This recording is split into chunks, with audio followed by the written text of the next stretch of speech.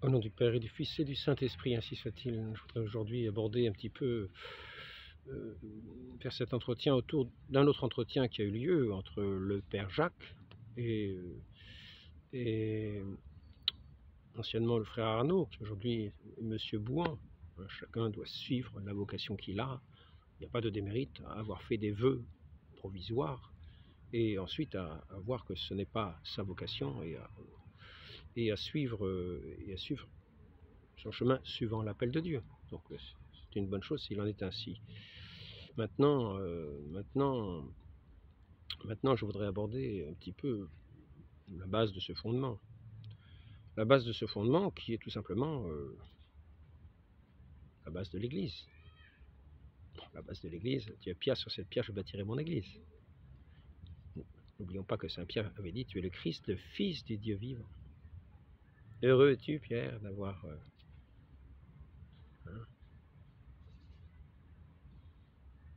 manifesté cette foi, c'est mon Père Céleste qui te l'a révélé. Donc, nous en arrivons à ce qui touche le fondement de l'Église, c'est-à-dire la mission de l'Église. C'est-à-dire pourquoi l'Église est fondée. C'est-à-dire pourquoi y a-t-il des règles de l'Église? Quels sont le sens des règles de l'Église? Quelles sont l'utilité des règles de l'Église? Est-ce que ce sont des lois qu'il ne faut jamais franchir sous peine de violer les commandements divins? Absolument. Est-ce que ces lois, est-ce que ces phrases sont absolument nécessaires de les respecter pour le salut, pour ne pas déplaire à Dieu?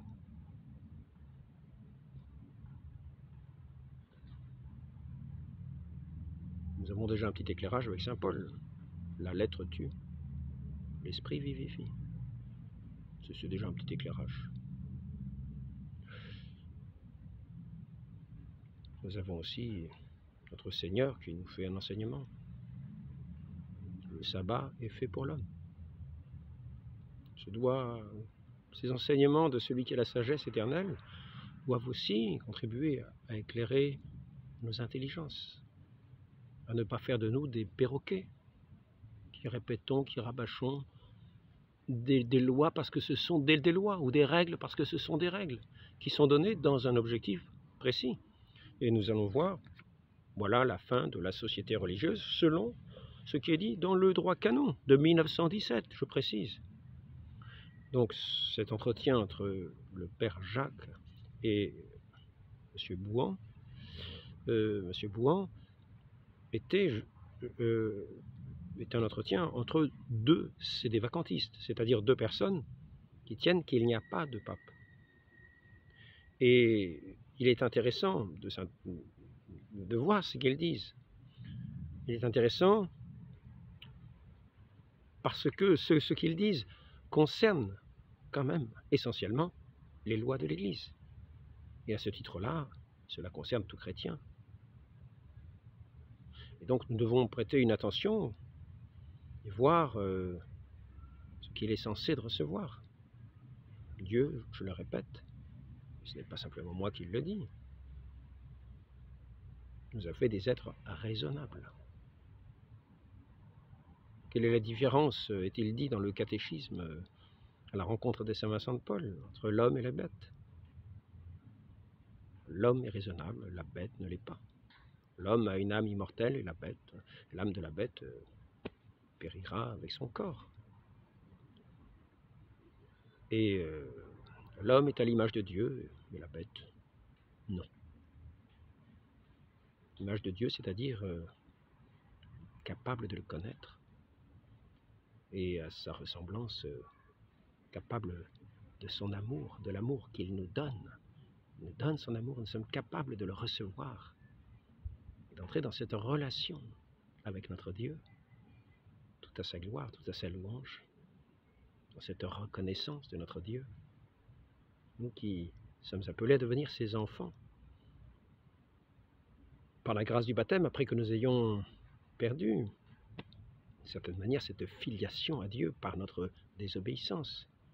Le Père nous dit, par la désobéissance, nous sommes devenus fils du diable.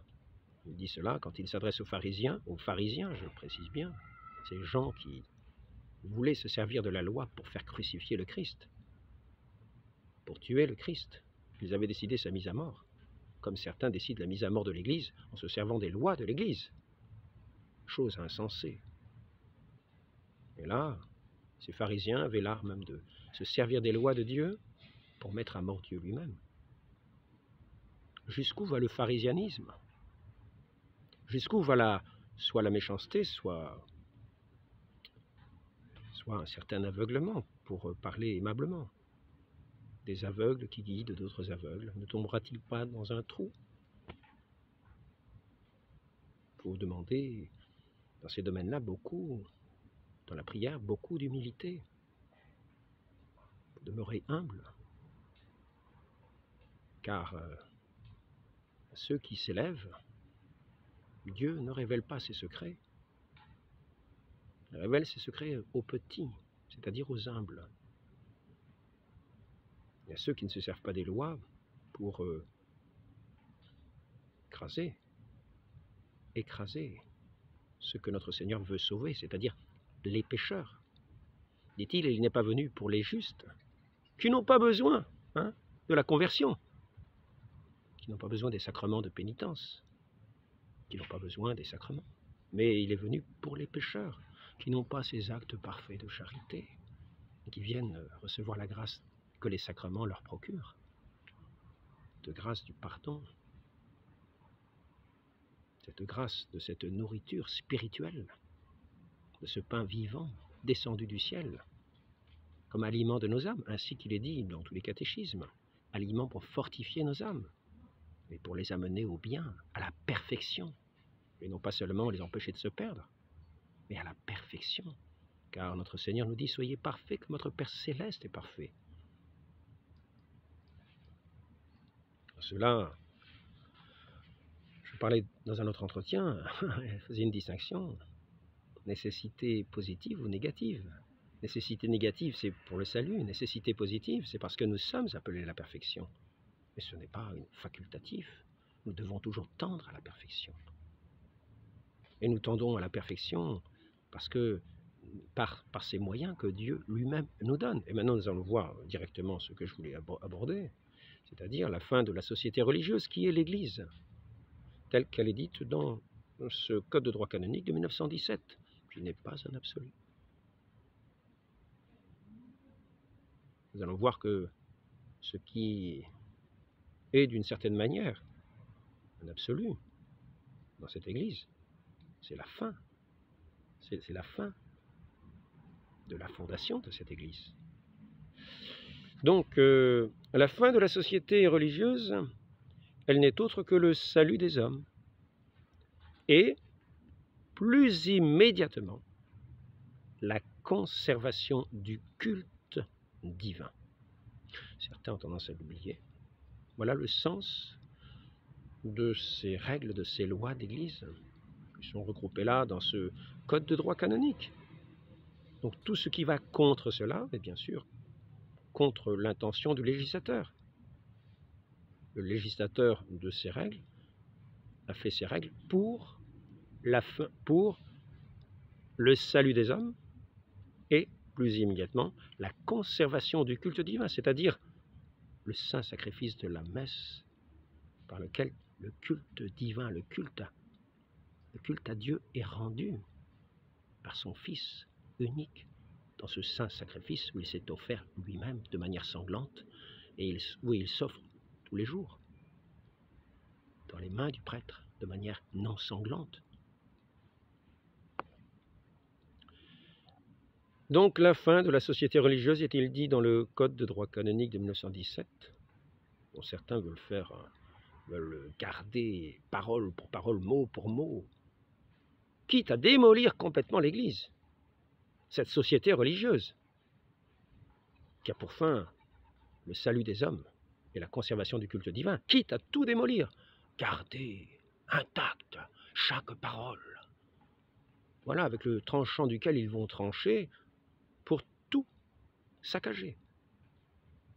Et ainsi, nous allons voir qu'ils tomberont ainsi dans ce péché qui consiste à garder garder intangiblement des lois contre l'esprit du législateur, qui est le salut des hommes et la conservation du culte divin. Ainsi, ils vont aller au mépris de ces âmes qu'ils veulent, de cette manière, amener à leur perte, en disant, oui, vous savez, il suffit de vivre dans la sainteté, dans la grâce perpétuelle, vous savez, on a tout ce qu'il faut, le bon Dieu est bon, et puis, comment dire, nous sommes des saintes personnes, nous vivons toujours dans une contrition parfaite, oui, nous ne sommes pas des pécheurs, nous ne sommes pas de ces pécheurs, nous ne sommes pas comme eux, non, eux ils ne méritent pas, de toute façon, s'ils vont en enfer, c'est bien fait pour eux, mais nous sommes des saints, nous n'avons pas besoin des sacrements, nous sommes toujours dans un état de contrition, de charité parfaite. Nous n'avons pas besoin des sacrements. Mais bien sûr que non. Les sacrements sont pour nous inutiles. Les sacrements ne sont pas nécessaires. D'ailleurs, dire que les sacrements sont nécessaires, ce n'est pas catholique. Bon, alors, donc je vais prendre un catéchisme. Bon, maintenant, je vous avoue que je me sers de celui-ci.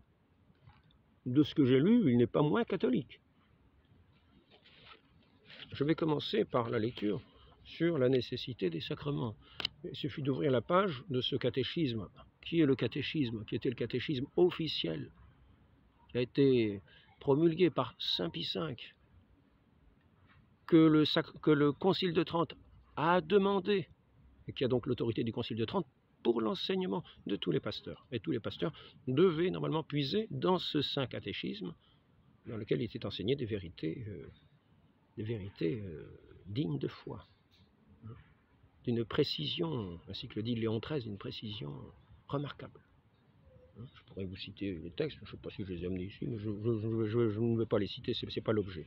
Donc regardons ce qui est dit dans ce catéchisme catholique. Certains ne trouveront peut-être pas qu'il est catholique, parce que il est vrai que quand on dit celui qui dit les sacrements sont nécessaires au salut, ça n'est pas catholique. Monsieur Bouan se permet de dire celui qui dit les sacrements sont nécessaires au salut, dire cela, ce n'est pas catholique. Je rappellerai que ce qu'il faut bien remarquer, c'est que si tous les sacrements possèdent en eux-mêmes une vertu divine et admirable, cependant, ils ne sont pas tous d'une égale nécessité. Pas plus qu'ils n'ont ni la même dignité, ni la même signification. Ainsi, il y en a trois qui sont regardés comme vraiment nécessaires, quoique à des titres différents. Le baptême est absolument nécessaire à tous, sans aucune exception. Alors, qu'est-ce qu'on vient de dire déjà? Celui qui dit les sacrements sont nécessaires au salut n'est pas catholique. Donc, le catéchisme déjà est condamné par M. Bouan. Nous continuons. Ainsi, il y en a, alors ici, il est absolument nécessaire, tout sans aucune exception. Le Sauveur l'a déclaré lui-même. Je ferai remarquer qu'il est dit la même chose dans le catéchisme de 1992. Il est dit, le Sauveur l'a rendu nécessaire. Donc, le Sauveur l'a déclaré lui-même dans ses paroles. Si quelqu'un ne renaît pas de l'eau et de l'esprit, il ne peut point entrer dans le royaume de Dieu. La pénitence est nécessaire aussi, mais seulement à ceux qui ont commis quelques péchés mortels après leur baptême. Ils ne sauraient éviter la damnation éternelle s'ils ne font une véritable pénitence. Et c'est ici qu'on dira, oui, nous avons la contrition parfaite, nous sommes toujours en état de grâce, nous sommes toujours dans une sainteté parfaite, nous ne sommes pas des pécheurs, nous ne sommes pas de ces mauvais pécheurs. Alors déjà, il est possible que ces personnes-là soient vraiment des saintes personnes. En général, les saintes personnes ne diront jamais ça. Parce que ça peut montrer une suffisance. La sainte personne ne se montrera jamais suffisamment digne devant Dieu. Elle sera toujours dans cet abaissement devant son Dieu. Non pas de la suffisance, de la grâce qu'elle aurait. Mais au contraire, quand on demande à Sainte Jeanne d'Arc, est-ce que vous êtes en état de grâce? Elle dit, si je ne suis pas, que Dieu m'y mette, et si j'y suis, qu'il m'y garde. Et c'est juste. Et elle montrait par là qu'elle ne savait pas si elle y était.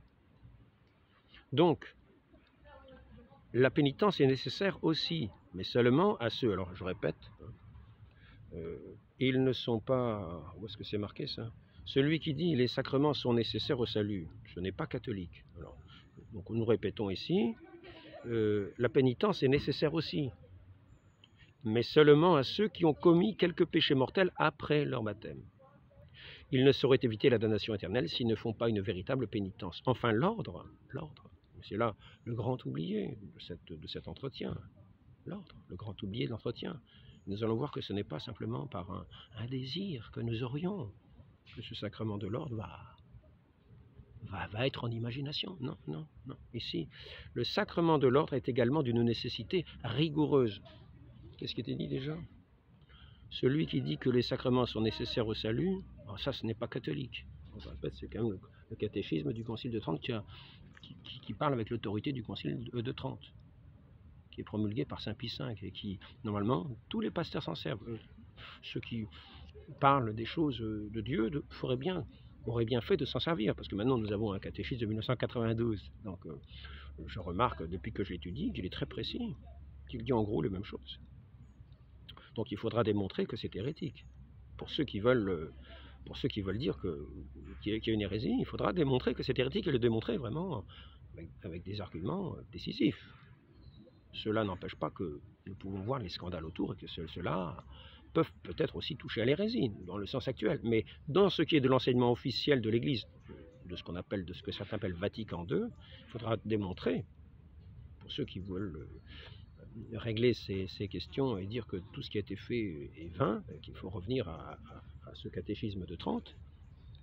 Je dis bien ce catéchisme de Trente, car visiblement, on l'a trouvé si peu catholique, ce catéchisme que tous les pasteurs doivent utiliser, que finalement, on en a fait des quantités que celui-ci, personne ne le connaît, puisque tout le monde dit que les sacrements ne sont pas nécessaires, mais que le désir, lui, est nécessaire. Je vais d'ailleurs formuler quelque chose à ce sujet qui était assez amusant.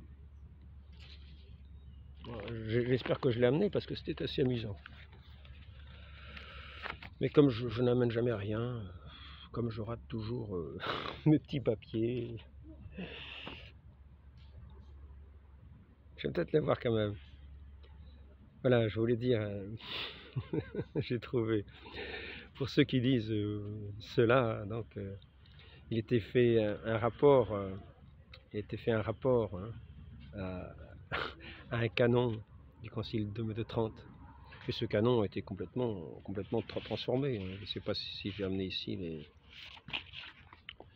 ce qui a été dit sur ce canon, mais il a été complètement transformé. Donc ici, c'est marqué ça, vous voyez. Là, j'ai mis une phrase que je trouvais amusante. Dites, les sacrements ne sont pas nécessaires, il suffit de les désirer. En gros, c'est ça. Les sacrements ne sont pas nécessaires, il suffit de les désirer. C'est ce qui a été dit. Le désir seul est nécessaire. Et d'ailleurs, c'est peut-être dans cette phrase ici que c'est dit, voyez. Celui qui dit les sacrements sont nécessaires au salut, c'est pas catholique. Bon, d'accord. Et puis ensuite, le désir des sacrements est nécessaire au salut. Voilà. C'est ce que dirait, d'après M. Bouhan, ce canon. Il ne dit pas ça, ce canon-là. Ce canon-là ne dit pas du tout ça. Plusieurs, dans les commentaires, l'ont rappelé à juste titre. Il me semble que c'est le 14, mais enfin, je m'en souviens plus trop.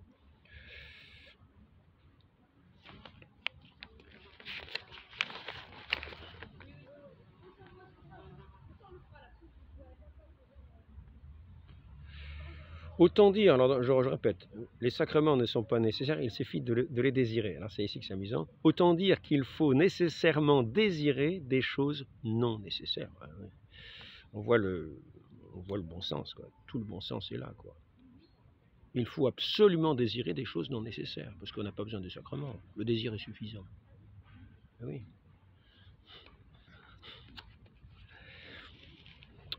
Au sujet par exemple,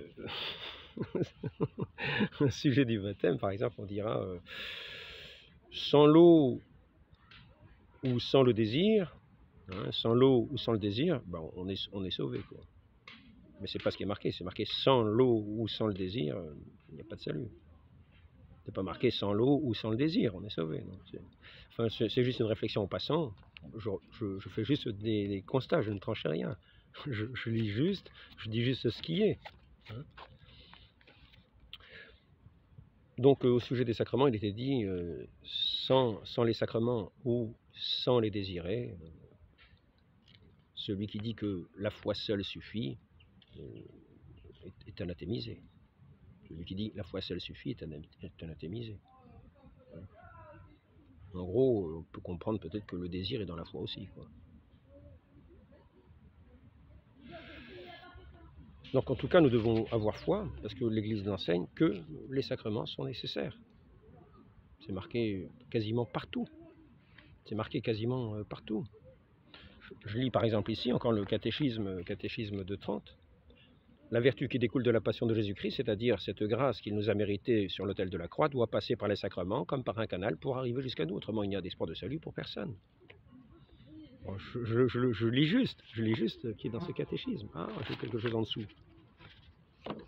Mais je ne vais pas m'égarer sur cette question. Je me suis égaré un petit peu trop. Donc nous revenons au sacrement de l'ordre. Le sacrement de l'ordre est également d'une nécessité rigoureuse, non pas aux fidèles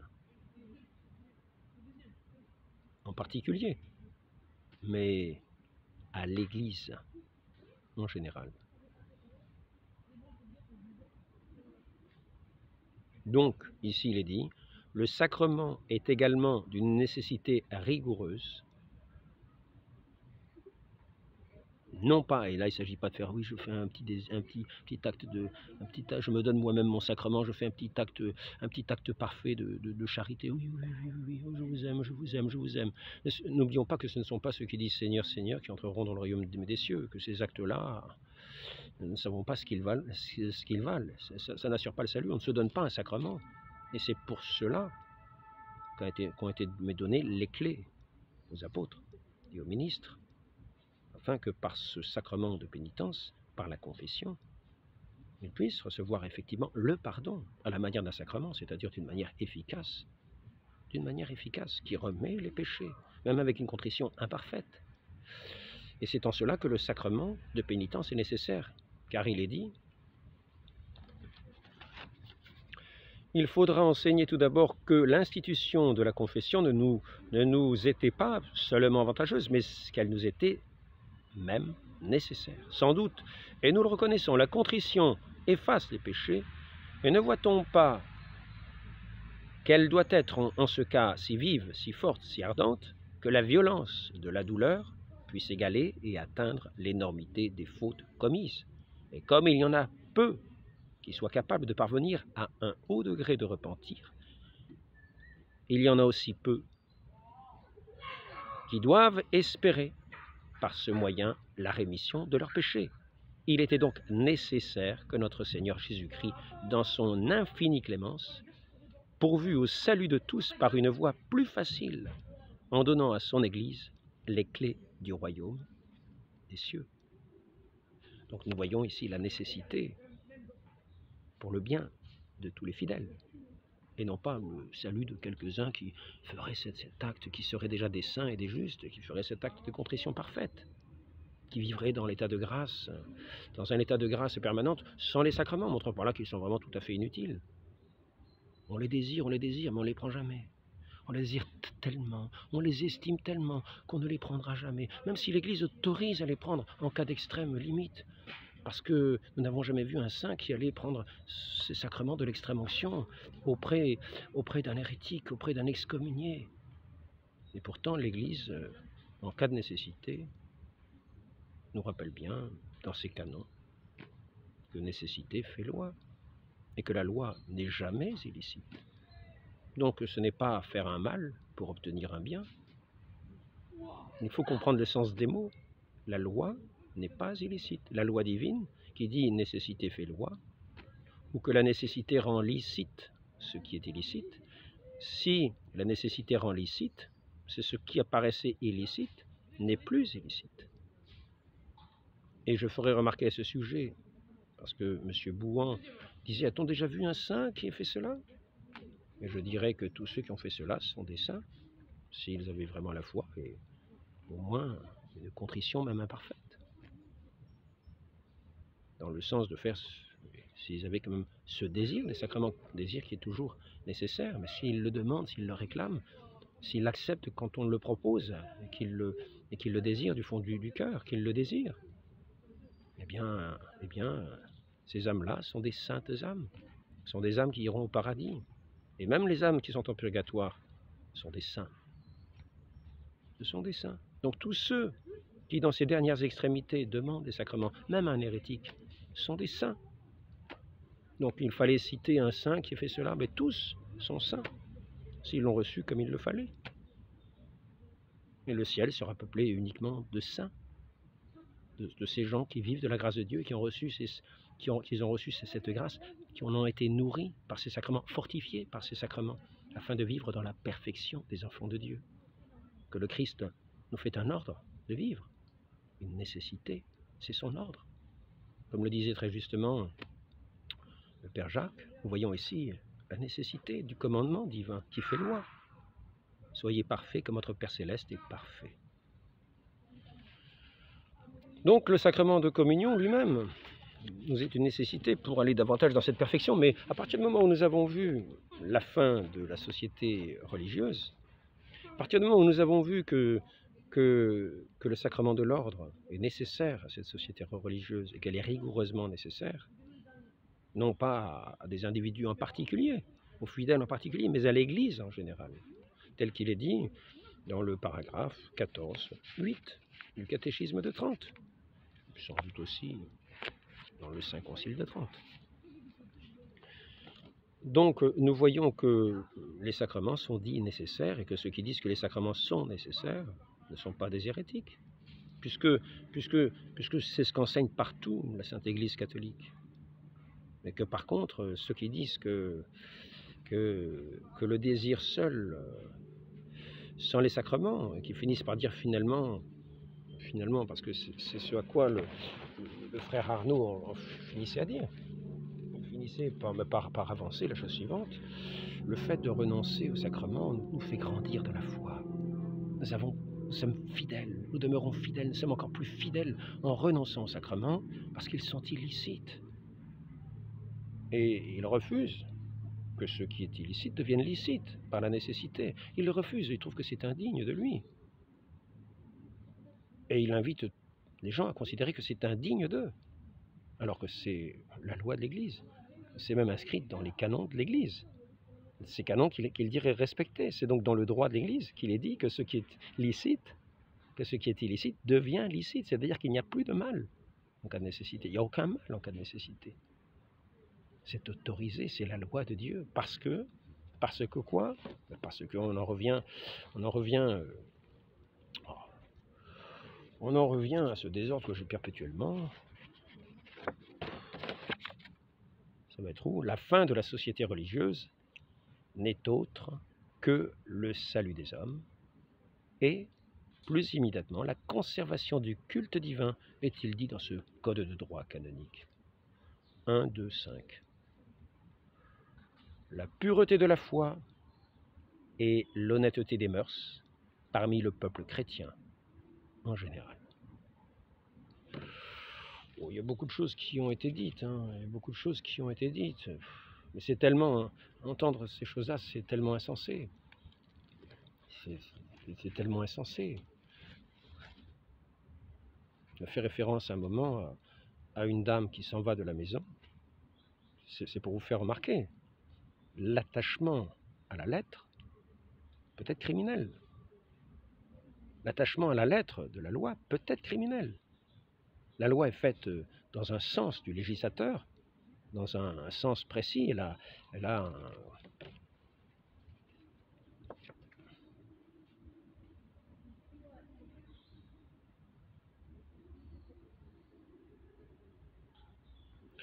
Le droit positif humain des législateurs assure la pratique des lois divines, naturelles et positives, en les rappelant et en les réduisant en des formules.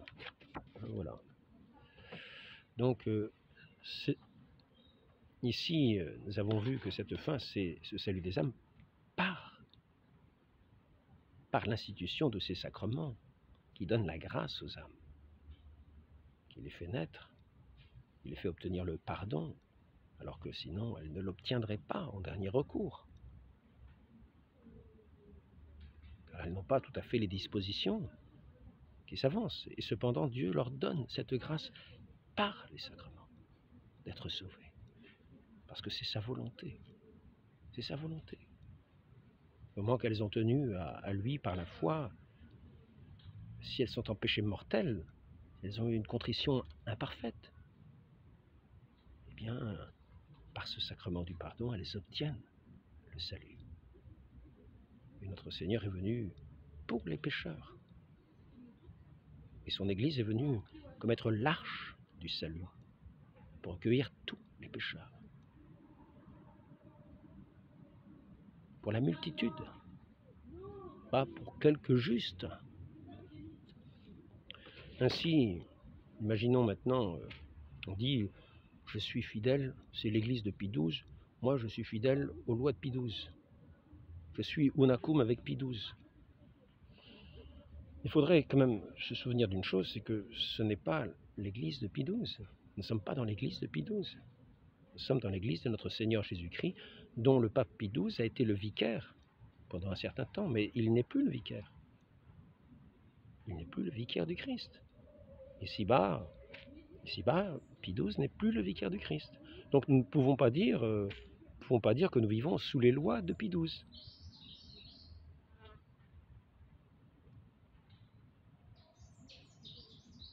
Maintenant, M. Bouhan donne l'exemple de cette dame qui quitte sa maison et qui donne ses recommandations à ses enfants. Et par là, c'est un petit peu cette femme et cette maison, un petit peu la maîtresse. C'est cette mère l'Église aussi. C'est peut-être aussi ce pape qui laisse ses derniers décrets et qu'il faut suivre absolument. Comme les recommandations d'une mère qui s'en va de la maison et qui dit à ses enfants « Restez dans la chambre, ne faites pas de bêtises, restez dans la chambre, jusqu'à ce que je revienne. » Et voilà que les enfants, très scrupuleux, observaient ces recommandations de la mère comme des canons d'église, restent dans la chambre. Et voilà que soudain éclate un incendie. Voilà.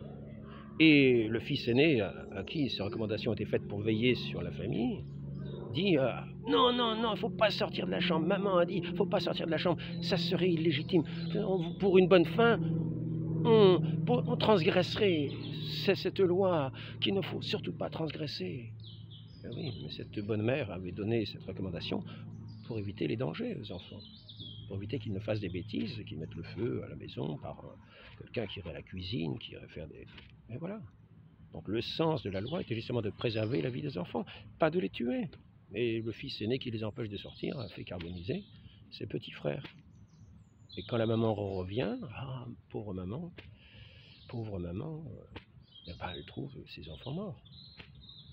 Croyez-vous qu'elle va dire « Ah bravo, tu as vraiment bien fait, je te reconnais, tu es extraordinaire, tu les as empêchés de sortir, tu as fait exactement ce que je te disais, bravo !»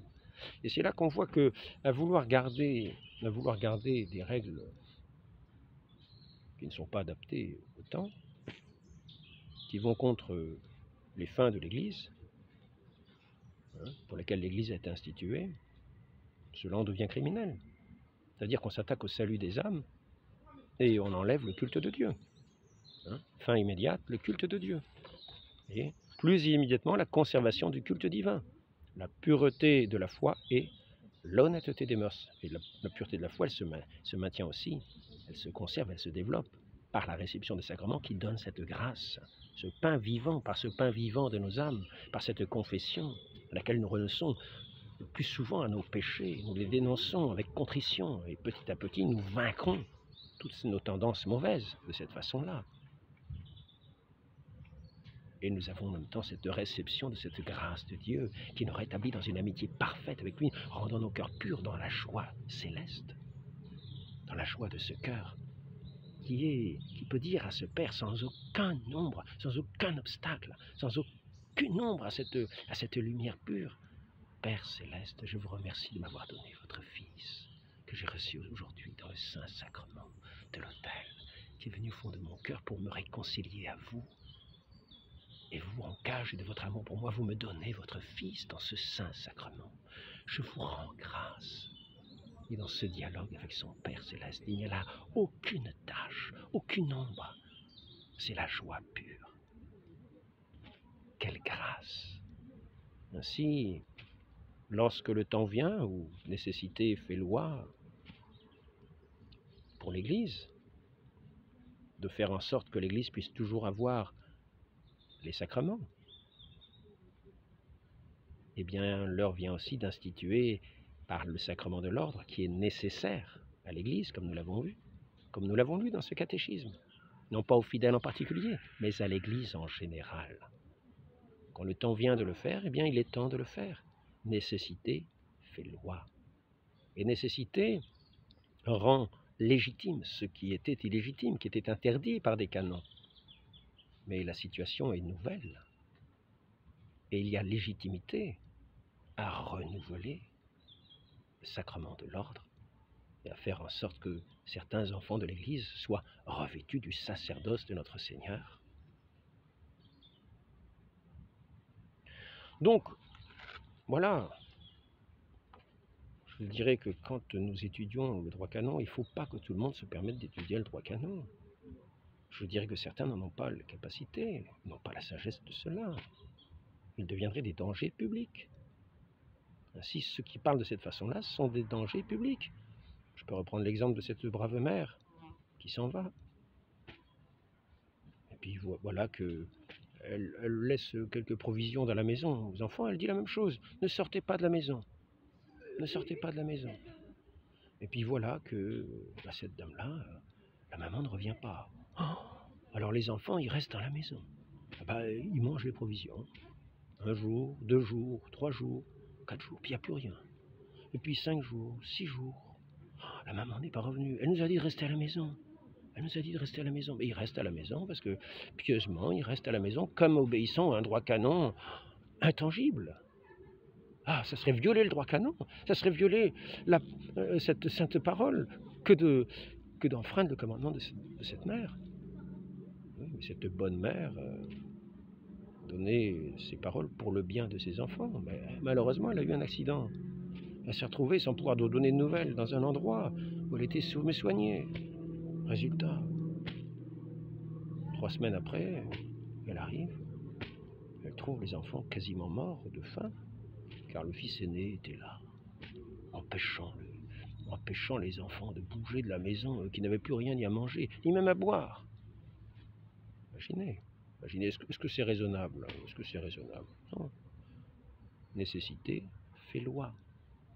Là, il fallait que le fils aîné soit un petit peu sage, qu'il permette qui au contraire, il aille demander de l'aide aux gens du dehors en sortant. Nous sommes dans une ère de téléphone, on peut imaginer que c'était dans une ère où il n'y a pas de téléphone. Donc ils ne sont pas sortis, ils n'ont rien dit à personne, parce qu'on leur avait dit aussi, ne dites rien à personne pour rester à la maison tranquille. Voilà. Bon, voilà. Donc nous voyons bien que certains feraient mieux d'aller cultiver des pâquerettes, plutôt que de dire des impiétés. Des impiétés, car c'est là un péché, d'utiliser les lois de Dieu au mépris de l'esprit du législateur qui fait ces lois, pour la préservation de la Sainte Église, afin de rendre à Dieu le culte divin et aux enfants de l'Église le salut, par la grâce de tous ces sacrements. Ainsi, ces prêtres qui sont ordonnés le sont tout à fait légitimement, puisque nécessité rend licite ce qui est illicite. S'ils ont la foi catholique, rappelons-le, s'ils ont la foi catholique, agir selon la fin d'Église est une nécessité de donner les sacrements pour la perfection, donc même pour, selon le commandement de notre Seigneur, soyez parfaits comme votre Père Céleste est parfait, par cette nourriture, par ce pain vivant, qui est notre Seigneur lui-même, la sagesse éternelle, qui vient habiter nos cœurs, qui vient leur donner la force, qu'on ne trouve pas dans la communion simplement spirituelle. On se prive de quantité de grâce. Est-il dit dans ce Saint Catéchisme de Trente? On se prive de beaucoup de grâce. Donc nous allons contre l'esprit du législateur, volontairement. Nous nous privons des grâces de Dieu volontairement. Nous nous privons des sacrements de Dieu volontairement. Et nous ne sommes pas garantis ni d'être fidèles à Dieu, puisque nous faisons l'inverse. Nous ne sommes pas non plus fidèles au vicaire, de ce dernier vicaire, qui pour certains est le dernier vicaire, Pie XII, qui lui-même travaillait à ériger des lois, à faire des lois pour préserver l'Église, dans le sens pour lequel elle est faite, c'est-à-dire le salut des hommes, et plus immédiatement la conservation du culte divin. Donc maintenant quant à la question de savoir, au vu des scandales qui se passent, pour revenir à cette idée que énonçait le Père Jacques, au Concile, c'est ce qui est prévu tout à fait, par la loi, pas simplement pour élire un pape, mais qu'un concile général, il parlait d'un concile général, et il a raison. Il a raison. Des prêtres, pas des prêtres catholiques, des évêques catholiques, qui ont la foi catholique. Donc, voici ce qu'il est deux fois. Il est tenu de deux fois, et pour cela, il faut être encore dans la juridiction de l'Église. Parce que là, je tiendrai à faire remarquer une chose, que je vais rappeler, pour ma part, depuis que j'ai découvert cette loi, je la rappelle sans cesse. Effectivement, réunir un concile, mais avec des autorités qui sont bien dans la juridiction de l'Église. Donc nous voici maintenant avec la juridiction de l'Église. Saint Robert, je vais rappeler.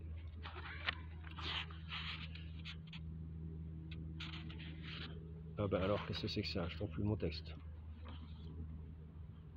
Ah ben ça alors, c'est la meilleure. Ici, voilà. Voilà. Donc selon l'opinion commune, ça c'est Suarez, voire plus commune, c'est-à-dire c'est encore au-dessus de commune, quoi. Mais c'est des théologiens, l'opinion des théologiens, c'est pas l'opinion des ignorants en matière de foi ou de ceux qui se servent des canons de l'Église pour tuer l'Église. On n'est pas là, non. Non, ce sont des théologiens qui ont un esprit quand même, qui ont été appelés dans l'Église pour cela, hein, pour rechercher les choses saintes, les connaissances saintes de Dieu, des choses de Dieu et des lois saintes, leur application. Donc c'est de cela qu'il est question. Il s'agit de théologiens et d'évêques, quelquefois, de cardinaux. Donc, selon l'opinion commune Suarez, voire plus commune Biluard, les théologiens pensent que même un pape hérétique peut continuer à exercer la papauté. Il faudrait, pour qu'il perde sa juridiction, une déclaration des évêques catholiques, seuls juges de la foi en dehors du pape. Les évêques catholiques, seuls juges de la foi en dehors du pape, et on se rend compte pourquoi juge. Il faut avoir du jugement. Pas n'importe qui s'improvise, qui a l'aide des textes de lois, des lois les plus saintes, vont aller faire crucifier notre Seigneur, ou aller démolir l'Église et disperser tous les fidèles.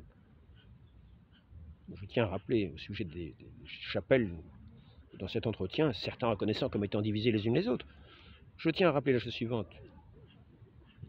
Les querelles de chapelle ne datent pas d'hier. C'est un terme très ancien. Les querelles de chapelle, souvenez-vous-en bien. Ça veut dire qu'il n'y avait pas cette grande union que certains disent. Il y a des chapelles et il y a des querelles de chapelle. Ça a toujours existé. Donc, selon l'opinion plus commune, en dehors du pape, ici, alors, où est-ce qu'on en est? Perdre la juridiction, une déclaration des évêques catholiques, seuls juges de foi en dehors du pape, de par la volonté divine, constatant l'hérésie du pape, voir le texte de Jean de saint Thomas de la déposition du pape, page 54. Selon l'opinion commune, alors ça c'est le propos précis de ce théologien Biluard, qui dirigeait l'université de théologie, enfin, tout comme ça quoi. Selon l'opinion commune, selon l'opinion plus commune, le Christ, par une providence particulière, pour le bien commun et la tranquillité de l'Église, continue de donner juridiction à un pontife même manifestement hérétique, jusqu'à ce qu'il soit déclaré hérétique manifeste par l'Église, c'est-à-dire par un concile. Bon, je vais bien répéter un petit peu les choses, hein. Donc je peux aussi répéter ce que disait le père Garrigou Lagrange, c'est pour changer un petit peu. Père Garrigou-Lagrange, s'appuyant sur Béluard, explique dans son traité de Verbo Incarnato qu'un pape hérétique, tout en n'étant pas membre de l'Église, peut continuer à être la tête. En effet, les mots tête et membre ne sont ici qu'une analogie métaphorique. Et ce qui est impossible dans le cas d'une tête physique est possible, tout en étant normal, pour une tête morale secondaire. La raison est que, tandis qu'une tête physique ne peut exercer d'influence sur les membres sans recevoir l'influx vital de l'âme, une tête morale comme l'est le pontife romain peut exercer une juridiction sur l'Église, même s'il ne reçoit de l'âme de l'Église aucune influence de foi interne, de charité. Donc, pour continuer ce que dit Béluard, parce que c'est quand même ça le plus important, lui trouve une explication, Garrigou-Lagrange trouve une explication à cela. Maintenant, la chose importante, c'est quand même ça. Selon l'opinion plus commune, le Christ, par une providence particulière, pour le bien commun et la tranquillité de l'Église, continue de donner juridiction à un pontife, même manifestement hérétique, jusqu'à ce qu'il soit déclaré hérétique manifeste par l'Église. Et donc, nous savons ensuite, nous l'avons vu déjà plusieurs fois, que c'est par une déclaration de l'Église, que par une déclaration d'un concile général, ainsi que le dit le Père Jacques, que cela se fait.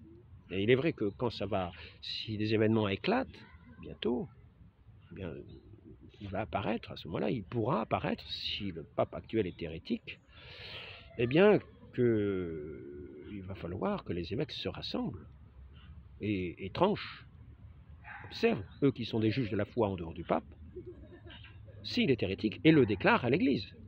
Parce qu'ils ne peuvent pas le déposer. Il s'est déposé lui-même de par son hérésie.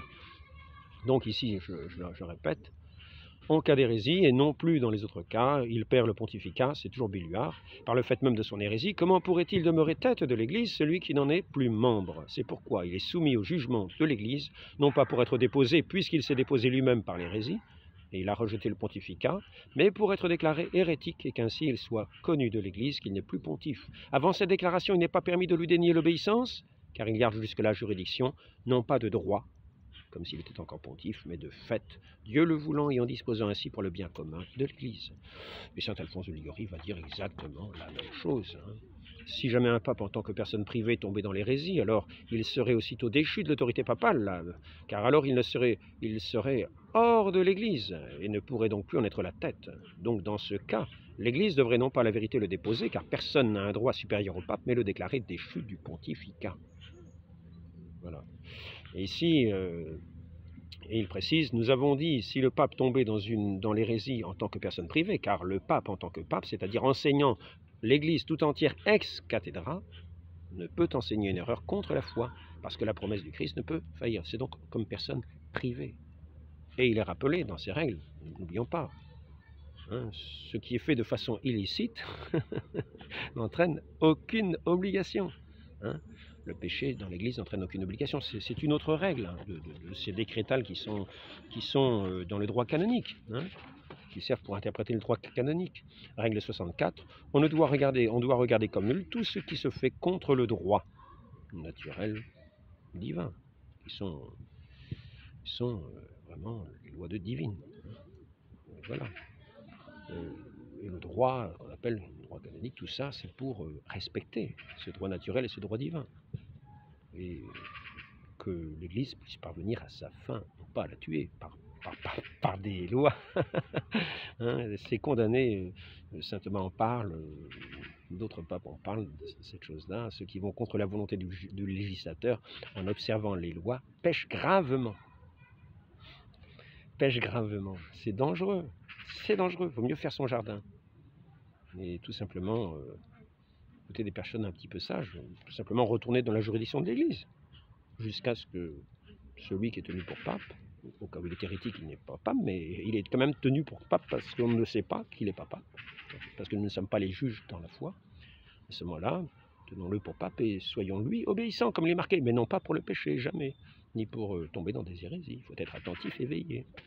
Car cela ça ne fait pas partie de la juridiction, n'a aucune autorité, aucune légitimité. Pas moi qui l'invente, c'est pas moi qui l'invente. La nécessité rend licite ce qui est illicite, ça c'est un point que nous avons vu. Donc c'est pour le bien de l'Église. Mais maintenant, par contre, pour le bien de l'Église aussi et des fidèles, si on nous demande des ordres par un abus de pouvoir, nous n'avons pas à en tenir compte. Et ces gens-là parlent de façon privée, non pas en tant que pasteur de toute l'Église auxquels sont tenus tous les fidèles. Donc, je vais arrêter là. Je crois que je vais arrêter là. Qu'à me dire quelque chose sur les sacrements, est-ce qu'il y a quelque chose à rajouter? Si quelqu'un dit que les sacrements de la loi nouvelle ne sont pas nécessaires au salut, mais superflus, et que sans eux ou sans le désir de ceux-ci, par la foi seule, les hommes obtiennent de Dieu la grâce de la justification, étant admis que tous ne sont pas nécessaires à chacun, qu'ils soient anathèmes. Donc dire que par exemple des gens ont vécu pendant 250 ans au Japon en état de grâce, je tiens simplement à dire, parce que c'était un des arguments les plus forts de M. Bouhan, qui lui a dit que ces gens étaient en état de grâce? Admettons que la foi ait été transmise jusqu'à ce que des prêtres arrivent, jusqu'à ce que les pasteurs arrivent qui aient pu donner les sacrements. Rien ne permet de dire que ces gens étaient en état de grâce. On peut l'espérer, c'est tout ce qu'on peut faire. Déjà, pour ceux qui vont dans les paroisses, rien ne nous permet de dire que tout le monde est en état de grâce. Et pour ceux qui n'ont pas les sacrements, la chose est très compliquée. Ce serait dire que les sacrements sont superflus, que la foi seule, sur laquelle insiste beaucoup M. Bouhan, dit il restait que la foi au pied de la croix. La foi seule, les sacrements n'étaient pas encore, il n'y avait que la foi. Les sacrements n'étaient pas encore, il n'y avait que la foi. Je tiens à rappeler quand même, je tiens à rappeler que l'institution du baptême est avant la promulgation du baptême. La promulgation du baptême est après la résurrection. L'institution du baptême est avant la résurrection. Il y avait déjà des baptêmes. Deuxième chose, l'institution de l'Eucharistie est la veille de la Passion. Il y avait les sacrements. Donc, restons gentils. Mais attention, danger, danger, danger. Si nous n'avons pas la prudence, évitons de dire des choses qui mettent en grand danger les gens, qui vont les écarter de sacrements qui sont nécessaires et faire croire qu'il n'est pas catholique de dire que les sacrements sont nécessaires, quand c'est dit partout. J'en étais où?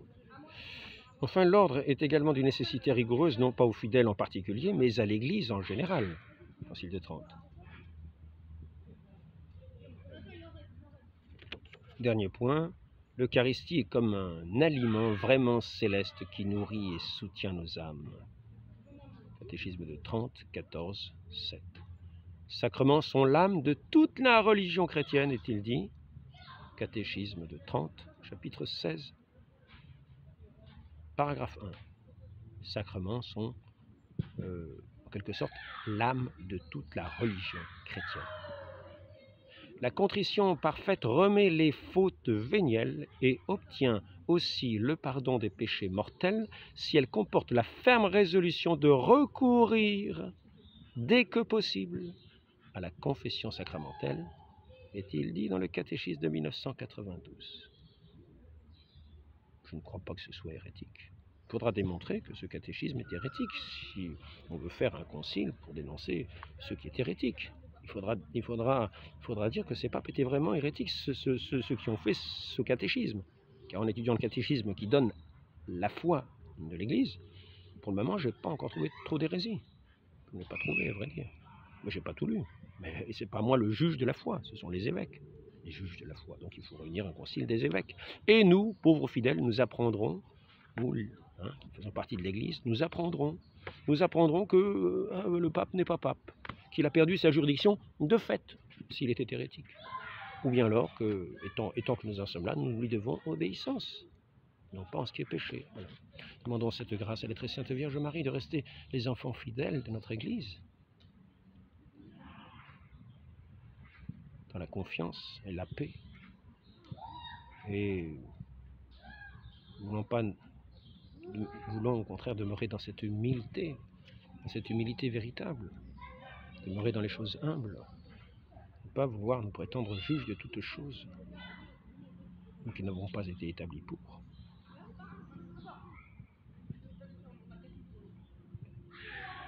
Ainsi soit-il, au nom du Père et du Fils et du Saint-Esprit, ainsi soit-il.